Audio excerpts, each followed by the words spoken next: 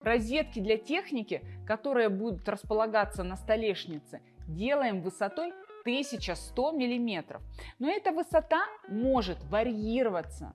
Посмотрите на чертеж. Это зависит от высоты, где находится столешница. И от этой точки прибавляйте плюс 200 мм и получите высоту, нужную для розеток. Это что касается кухонной столешницы. И, например, вот посмотрите, у меня здесь кухня переходит в бар, и он выше столешницы, поэтому и высота этих розеток будет выше. Если это не мокрая зона, то достаточно не 200 мм, а 100 мм от столешницы.